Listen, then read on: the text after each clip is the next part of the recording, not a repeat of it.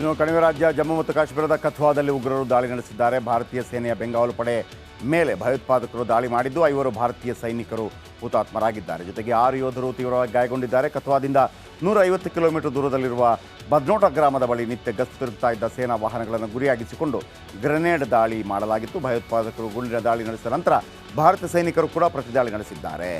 ಬನ್ನಿ, ಇದರ ನೋಡಿ, ಆ ದೃಶ್ಯಾವಳಿಯಲ್ಲಿ ಕಾಣ್ತಾ ಇದೆ. ಕಥುವಾದಲ್ಲಿ ನಮ್ಮ 5 ಸೈನಿಕರು ಹತರಾಗಿದ್ದಾರೆ, 6 ಜನ ಗಾಯಗೊಂಡಿದ್ದಾರೆ. ನಮ್ಮ ಸೈನಿಕರು ಕೂಡ ಆಮೇಲೆ ಅಟ್ಯಾಕ್ ಮಾಡಿದ್ದಾರೆ. ಬನ್ನಿ, ಏನಾಯಿತು ಹೇಳ್ತೀನಿ. ನಮ್ಮ ಸೇನೆಯನ್ನು ಮತ್ತೆ ಟಾರ್ಗೆಟ್ ಮಾಡಿದ್ದಾರೆ. ಪಕ್ಕ ಪ್ಲ್ಯಾನ್ ಮಾಡಿ ದಾಳಿ ಮಾಡಿದ ಉಗ್ರಪಡೆ. ಸೇನಾ ವಾಹನದ ಬಗ್ಗೆ ಮಾಹಿತಿ ಸಂಗ್ರಹ ಮಾಡ್ತಾರೆ ಉಗ್ರರು. ಸಾಂಬಾ ಹಿರಾನಗರ ಮಧ್ಯೆ ಕಾದು ಕೂತಿದ್ದ ಉಗ್ರರು. ಸಾಂಬಾ ಹಿರಾನಗರದಲ್ಲಿ ಕಿರಿದಾದ ಮಾರ್ಗ ಇದೆ ಅಂತೆ. ಆ ಕಡೆ ಗಿರಿಧಾಮ, ಈ ಕಡೆ ನದಿ ಇರುವ ಕಡಿದಾದ ಮಾರ್ಗ. ಅಂದರೆ ಹೆಂಗಿರುತ್ತೆ ಅಂದರೆ ಒಂದು ಗಿರಿಧಾಮ ಎತ್ತರಕ್ಕಿರ್ತದೆ, ಓಕೆ, ಕೆಳಗಡೆ ನದಿ ಇರ್ತದೆ. ಈ ಮಿಡ್ಲಲ್ಲಿ ಹೋಗೋದಕ್ಕೆ ಒಂದು ದಾರಿ ಇರ್ತದೆ. ಎಲ್ಲ ಕಡೆ ಇದೆ. ಇದೇ ಮಾರ್ಗದಿಂದ ನುಸುಳಿ ಬರ್ತಾರೆ ಉಗ್ರರು. ಉಗ್ರರ ಒಳನುಸುಳುವಿಕೆ ತಡೆಯಲು ಸೇನೆಯ ಗಸ್ತು. ನಿತ್ಯ ಅದೇ ಮಾರ್ಗದಲ್ಲಿ ಗಸ್ತು ತಿರುಗ್ತಾ ಇದ್ದ ಸೇನೆ ಜೈಷ್ ಉಗ್ರರಿಗೆ ಸಹಾಯ ಮಾಡಿದ ಕೆಲ ಸ್ಥಳೀಯರು. ನೋಡಿ, ಕೆಲ ಸ್ಥಳೀಯರು ಪಾಕಿಸ್ತಾನ ಜಿಂದಾಬಾದ್ ಅಂತ ಹೇಳುವ ಕೆಲವರು ಇರ್ತಾರಲ್ವ, ಅವರಿಂದ ಆಗೋದು.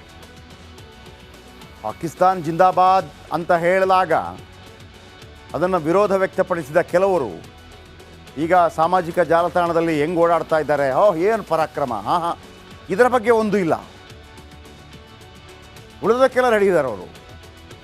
ಇನ್ನು ಕೆಲ ಸ್ಥಳೀಯರ ಜೊತೆಗೂಡಿ ಸರ್ಪ್ರೈಸ್ ದಾಳಿ ನಡೆಸಿದರು.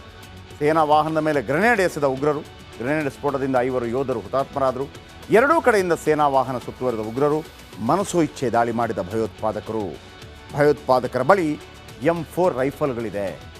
M4 ರೈಫಲ್, ನೀವು AK-47 ಇದೆಲ್ಲ ಕೇಳಿದ್ರಿ. ಇದು ಲೇಟೆಸ್ಟ್ M4. ಏನು, ಅಮೆರಿಕ ನಿರ್ಮಿತ ಖತರ್ನಾಕ್ ರೈಫಲ್ M4. ಇದು ಬುಲೆಟ್ ಪ್ರೂಫ್ ಅಂತ ಕೇಳ್ತೀವಲ್ವಾ, ಬುಲೆಟ್ ಪ್ರೂಫ್ ಕಾರು, ಬಸ್ಸು, ಆ ಗ್ಲಾಸನ್ನು ಹೊಡೆಯುತ್ತೆ M4 ರೈಫಲ್. ಇದನ್ನು ಅಮೆರಿಕ ಪಾಕಿಸ್ತಾನ ಕೊಟ್ಟಿತ್ತು, ಪಾಕ್ಗೆ ರೈಫಲ್ ಕೊಟ್ಟಿತ್ತು. ಈಗ ಅದೇ M4 ರೈಫಲನ್ನು ಪಾಕಿಸ್ತಾನ ಸೇನೆ ಉಗ್ರರಿಗೆ ಕೊಟ್ಟಿದೆ. ಆವತ್ತು ವಿಧಾನಸಭೆಯಲ್ಲಿ ಪಾಕಿಸ್ತಾನ ಜಿಂದಾಬಾದ್ ಅಂತ ಹೇಳಿದಾಗ ನಾವು ಹೋಗೋ ಅಂದ್ವಲ್ಲ. ಪಾಕಿಸ್ತಾನ ಜಿಂದಾಬಾದ್ ಅಂತ ಯಾರೋ ಅಂದಾಗ ಹೋಗೋ ಅಂದ್ವಲ್ಲ. ಜಾಲತಾಣಗಳಲ್ಲಿ ಅದಕ್ಕೆ ವಿರೋಧ ವ್ಯಕ್ತಪಡಿಸಿದವರು ಯಾರೂ ಇಲ್ಲ. ಸುಳ್ಳು ಹೇಳ್ತಾ ಇದ್ದಾರೆ ಇವರು, ಕೇಳಿಸ್ಕೊಂಡ್ರಾ ಅಂತೇಳಿ. FSL ರಿಪೋರ್ಟಲ್ಲಿ ಆತ ಹೇಳಿದ್ದು ನಿಜ ಅಂತ ಆಯ್ತಲ್ಲ, ಯಾರು ಮಾತಾಡಲಿಲ್ಲ.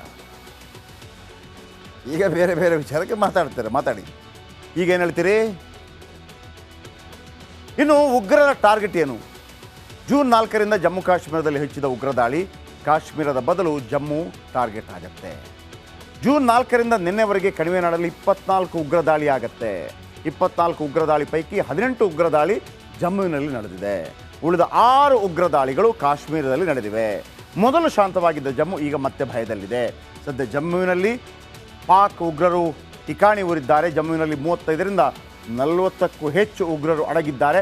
ಎಲ್ಲ ಉಗ್ರರಿಗೆ ಭಾರತೀಯ ಸೇನೆ ಅದರ ಕ್ಯಾಂಪ್ಗಳು ಟಾರ್ಗೆಟ್ ಆಗಿದೆ. ಲೋಕಸಭಾ ಚುನಾವಣೆ ಬಳಿಕ ಹೆಚ್ಚಾಗಿದೆ ಉಗ್ರರ ದಾಳಿ. ಮೋದಿ ಸರ್ಕಾರ ಬರಬಾರ್ದು ಅಂಥೇಳಿ ಪಾಕಿಸ್ತಾನ ಬಯಸಿತ್ತು. ಅಲ್ಲಿಯ ನಾಯಕರು ಹೇಳಿದರು, ಮೋದಿ ಬರಬಾರ್ದು. ಭಾರತದಲ್ಲಿ ಮತ್ತೊಮ್ಮೆ ಗೆದ್ದು ಬಂದ ಮೋದಿ. ಲೋಕಸಭಾ ಚುನಾವಣೆ ವೇಳೆ ಜಮ್ಮು ಕಾಶ್ಮೀರದಲ್ಲಿ ಈ ಬಾರಿ